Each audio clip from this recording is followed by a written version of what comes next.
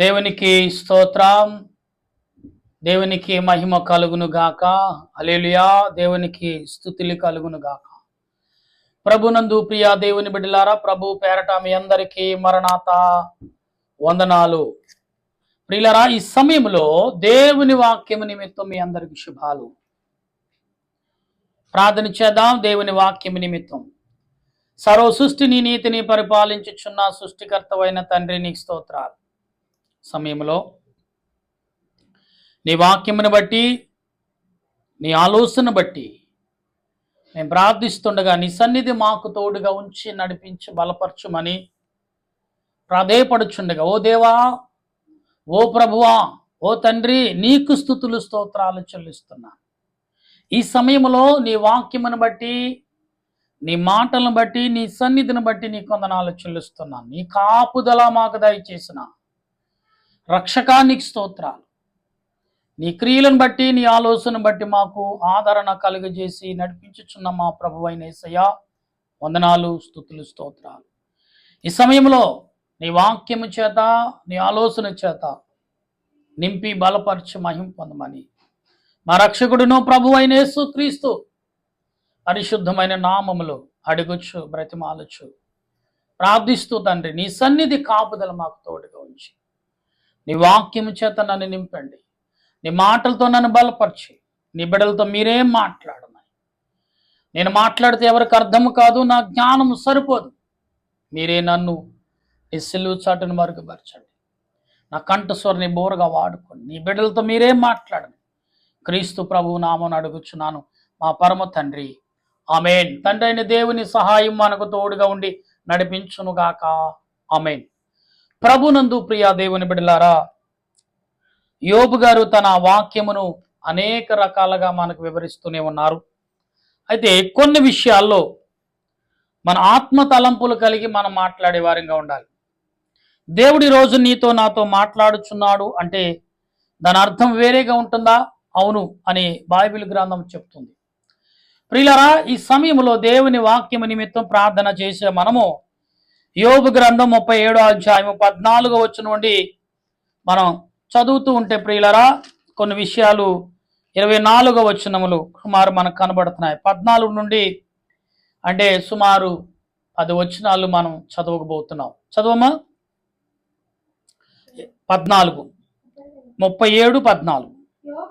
యోబు, ఈ మాట ఆలకింపుము, ఓరక ఉండి దేవుని అద్భుత క్రియలను ఆలోచుసర. యోబు, ఓరకనే ఉండుకుము, దేవుని అద్భుతమైన క్రియలు చూడుము అంటున్నాడు.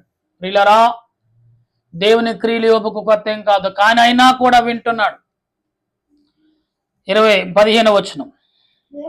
దేవుడు తన మేఘపు మెరుపు ప్రకాశింపవలనని ఎట్లు తీర్మానము చేయునో నీకు తెలియనా?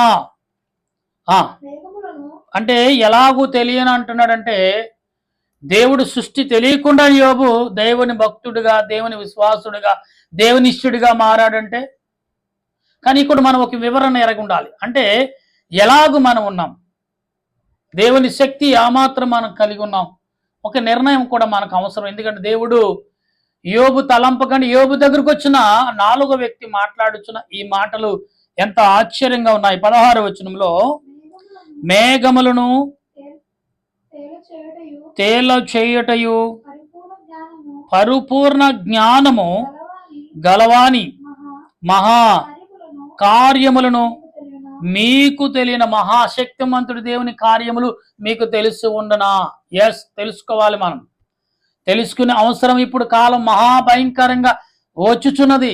దేవుని కాలం ఏంటో, దేవుని క్రియ ఏంటో తెలుసుకోకపోతే వ్యర్థం అని దేవుడు చెప్తున్నాడు. దక్షపున గాలి వీసుని చేత ఉబ్బవేయినప్పుడు అంటే నీ వస్త్రము ఎట్లు అంటే చూడండి, ఒగ్గరు అంటే దక్షిణము గాలి అంటే వేడి గాలి వేసినప్పుడు నీ వస్త్రములు ఎలాగ వెచ్చబడినో నీకు తెలియనా? పోత పోసిన అద్దమంతా దట్టమైన దగు ఆకాశమును ఆయన వ్యాపింపచేసినట్లు నీవు అంటే దేవుడు చేసిన క్రియలు నువ్వు చేయగలవా అనే సూటిగా ప్రశ్న. నరుడు దేవుడు అన్నాడు పేతురుతో, ఇదిగో భూలోకములో నువ్వేదైతే బంధిస్తావు నువ్వు భూలోకం చేస్తావు, పరలోకం జరుగుతుంది. అంటే నరుడు చేసే క్రియ ఈనాడు ఖచ్చితంగా ఆనాడు ఆదామ కాలంలో ఉండి ఈనాడు ప్రతి కాలంలో కూడా దేవుడు చేస్తూనే ఉన్నాడు. గమనించండి ఒకసారి. తర్వాత మేము ఆయనతో ఏమి పలకవలెను అది మాకు తెలుపుము. చీకటి కలుగునందున మాకేమియు తోచకయున్నది. నేను పలుకులున్నదని ఎవడైనా ఆయనతో చెప్పదగునా? ఒకడు తాను నిర్మూలము కావాలనని కోరిన ఉన్నతమైన మేఘములలో ప్రకాశించు ఎండ ఇప్పుడు కడపడకయున్నను, గాలి మేఘములను పోగొట్టి దాని తేటగా కనపరుచును. ప్రభునందు ప్రియ దేవుని బిడ్డలారా, ఇక్కడ మాట్లాడతాం, కంప్లీట్ చేసేమ్మా. ఉత్తర దిక్కున అంటే ఇక్కడ మేఘములు కొరకు మాటలు, ఇక్కడ ఉత్తర దిక్కునట్టునా సువర్ణ ప్రకాశము పుట్టును. దేవుడు భీకరమైన మహిమను ధరించుకుని ఉన్నాడు. సర్వశక్తుడగు దేవుడు మహత్యము గల ఆయన మనకు అగోచరుడు. న్యాయమును నీతిని ఆయన ఏమాత్రమును చెరపడు. ప్రభునందు ప్రియులరా, ఇక్కడ గొప్ప కార్యాలు మనకు కనబడుతున్నాయి. తర్వాత ఒక వచనం ఉంది, చదువుకుందాం. అందువలన నరులు ఆయన యందు భయభక్తులు కలిగి ఉందురు, తాము జ్ఞానులు అనుకున్న వారిని ఆయన ఏమాత్రము దేవునికి మహిమ కలుగును గాక. ప్రభునందు ప్రియులారా, ఇప్పుడు వివరణ ఇవ్వటానికి ప్రయత్నం చేస్తా. దేవుడు నీ పట్ల నా పట్ల కలిగిన ప్రతి క్రియను ఆయన ఎరుగును వాడే. ఎందుకు అంటే ఆయన సన్నిధి మనకి అవసరము. ఆయనకి ఎదురు చెప్పేవాడు, ఆయనలా చేసేవాడు ఎవడు అంటే నలుదిక్కుల ప్రజలకు ఏ రకమైన క్రియను అంటే చూడండి, ఉత్తర దిక్కున, దక్షిణ దిక్కున, పనబడి దిక్కున, తూర్పు దిక్కున అనే మాటను దక్షిణ దిక్కు గాలి వేసినప్పుడు ఆటోమేటిక్గా తూర్పు గాలి కనుక వేడి గాలి వచ్చిన అది నీ వస్త్రం వేడవని నీకు తెలుసునా? ప్రియులరా, మన దేహము కొంత వేడిని మాత్రమే తట్టుకుంటుంది, ఎక్కువ వస్తే తట్టుకోదు. ఎందుకంటే ఆప్సపలు పడిపోద్ది. అది దేవుడు నీ అనుకూలన బట్టి చల్లటి గాలిని కూడా, వేడిలోనే చల్లటి గాలిని ఇస్తూ ఉంటాడు. సాతాను గారు ఉపరిచిన నీ బతుకును నాశనం చేయాలని చూసిన దేవుడు మాత్రం చేయడండి. నీ ఆయుష్ సంపూర్ణ వరకు నడిపించడానికే ప్రయత్నం, కానీ నీ ఆయుష్ నడిపించడానికి కొరకే ప్రయత్నం చేస్తాడు దేవుడు. నీ ఆయుష్ను నీ అంతటి నీవే దిగమింగుకుంటూ అంటే తగ్గించుకుంటూ నాశనం చేసుకుంటూ ఆయన మాత్రం చూస్తూ ఊరుకుంటాడు. ఇశ్రాయేలు ప్రజలు 430 సంవత్సరాలు వారి ఆయుష్ను వారే నాశనం చేసుకున్నారు. ఈ కడవరి దినాల్లో, ఈ కడవరి కాలంలో మనం నేర్చుకోవాల్సిన జ్ఞానం, కావలసిన మాటలు సంపాదించుకోకుండా ఉంటే యోబు గారు కాదు, యోబు గారి కంటే శక్తిమంతుడు వచ్చినా మన మెదడుకు మన బుర్రకి ఎక్కదండి. ఈ మరి తల మీద 7 రంధ్రాలు ఉన్నాయి. మొదటి రంధ్రాలు కళ్ళు, 2 రంధ్రాలు వినుట, మూడో రంధ్రములు అనేవి అంటే 3 రెళ్ళు. అంటే ఈ ముక్కు, ఈ ముక్కు ద్వారా కొన్ని వాసనకు పసిగట్టడం, 4 ప్రాముఖ్యమైనది, మూస్తే మంచిది. ఈ 6 రంధ్రాలు ఏమండి మంచిదే గమనించడం, కానీ 7వ చూసారా, ఈ చాలా డేంజర్ పర్సన్. అదేంటి తెలుసా? నోరు. చెవులు పర్లేదని వింటాయి, విని ఓ సరేనో ఒకసారి అనుకుంటే మర్చిపోవచ్చు. కళ్ళు చూస్తాయి, చూడవచ్చు, కానీ తర్వాత మర్చిపోవచ్చు. కానీ ముక్కు వాసన చూసి కసిపెట్టి మళ్ళీ అడుగు దాడితే వాసన పోతుంది. కానీ నోరేదైతే ఉందే వీటన్నిటికీ సమాధానం ఇది చెప్పేస్తుంది. దాన్ని కంట్రోల్ చేస్తే నీ జీవితం ధాన్యం. చూసినట్టుగా ఉంటావు, విన్నది విన్నట్టుగా ఉంటావు, పీల్చింది పీల్చినట్టుగా పోతుంది. నోటుతో మాత్రం సమాధానం చెప్పావా కుమారుడా, ఖచ్చితంగా శాపకొస్తుంది. నీ ఆయుష్ సకానికంటే 4 వంతులు 3 వంతులు పడిపోవచ్చు కొంత జీవితం నీకు. అంటే 20 ఏళ్ళకో 25 ఏళ్ళకో లేదా 15 ఏళ్ళకో నీ టైం ముగించిపోతుంది. నీ అంతా నువ్వు ముగించుకున్న, దేవుడు ముగించడు. యాక్సిడెంట్ రూపంలో, ఆవేశం రూపంలో, ఉద్రేకం రూపంలో నీ ఆవేశం నీ ఆయుష్ను తగ్గించేస్తుంది అని దేవుడు యోబు గారు చెప్తున్నాడు. ఇక్కడ యోబు గారితో అంటున్నాడు వ్యక్తి, దేవుడిలాగా నువ్వేమైనా చేయగలవా అని వ్యక్తిని ప్రశ్నించినట్టుగా ఉన్నాయి మాట. నిన్ను నన్ను దేవుడి కంటే దేవుడు చేసిన క్రియలు మనం చేయగలమా? చెలిచాన్ని చేసే క్రియలను, మనకొచ్చే క్రియలను తగ్గించుకునే అవకాశం దేవుడు మానవుడికి ఇచ్చాడు.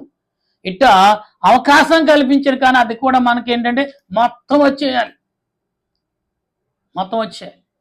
జాగ్రత్త. వినటానికి నువ్వు గ్రహించుటకు పరిశుద్ధాత్మ దేవుడు నీకు అనుకూలంగా ఉన్నాడని నువ్వు గ్రహిస్తుంటే ఖచ్చితంగా నువ్వు ఒకరోజు ఆలోచించే సమయం ఉంటుందంటావా? చెప్పండి, ఉంటుందంటారా? ఉండదు. ఉండాలనుకు నువ్వు కోరుకుంటే ఖచ్చితంగా అది నువ్వు నడిచే నడకను బట్టి ఉంటుంది, మాట్లాడే మాటను బట్టి ఉంటుంది, చూపును బట్టి ఉంటుంది, వినే వినికిని బట్టి ఉంటుంది. కొంతమంది కొన్ని మాటలు వినగానే బీపీ రేజ్ అయిపోయి రెచ్చిపోతూ ఉంటారు. కొందరు చూసినది చూడరానిది చూసి కొందరు భయపడిపోతూ ఉంటారు, కొందరు అడిలిపోతూ ఉంటారు. వాసన చూడరని పీల్చనని పీలిస్తే కొంతమంది అనారోగ్యానికి గురైపోతూ ఉంటారు. నీ చెప్తుంది నీ వాసన, నీ మెదడు, నీ ముక్కు చెప్తున్న ప్రమాదకరం జలకు అంటాడు. ఏమవుతుందని వెళ్తాం, కానీ అక్కడ కుప్పగొలిపోతాం.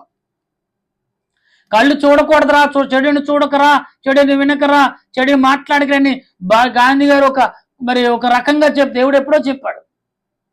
జాగ్రత్త అనే పదములు ఇవన్నీ ఉన్నాయి. గమనించగల ఆలోచన దేవదేవుడు మీకు మీ బిడ్డలకు సంపూర్ణంగా ఇవ్వాలంటే ఖచ్చితంగా దేవుని వైపు మీరు తిరగాలి, ఆయన్ని చూడాలి, ఆయన మాటలు వినాలి. అప్పుడు దేవుడు ఇతడ ప్రశ్న, నువ్వు దేవునిలాగా చేయగలవండి. చేయలేదా? షడ్రకు మేషకు అబేద్నెగోలు ఏం చేశారు? ప్రభువు చేసిన పనులు ప్రభువు నామములో ఆయనని ముందు పెట్టి చేశారు. అంటే ప్రభు కనపడలో, కానీ ఆత్మ ద్వారా వారికి వెంబడించుతున్నారు. అది ఉండాలి నీలో.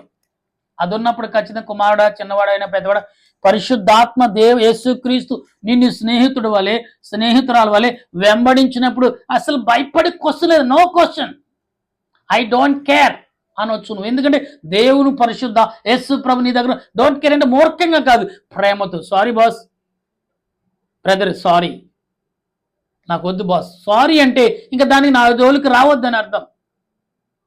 ఎల్లవయా, పని పాటలేదని మనం ఎందుకు మన ఒక మాట సారీ అంటే సరిపోయి, సారీ బాస్ వద్దు అంటే అనుకో, అవతల మళ్ళీ నిన్ను ప్రశ్నించడు. ఎక్కడో అక్కడే ఉంటావు, కానీ నిన్ను ప్రశ్నించడు.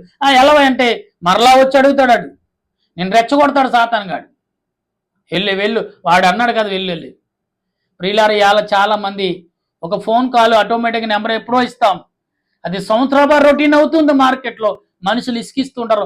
ఒకసారి ఇసుకితే ఇంకా ఇసుక తెప్పించడం ఒక సాతానుగాడు, మరొకడికి వారు ద్వారానే నెంబర్లు తీసుకుని రోజుకి ఒక 20 కాల్స్ వస్తాయి. నేను ఇసుకిస్తారు, నీ మెదడుని నరాలు సన్నంగా ఉన్నాయి, లావుగా చేసేస్తారు. ఉబ్బోదు, మెంటలు వచ్చేస్తుంది, నీకు పిచ్చెక్కిపోతావు.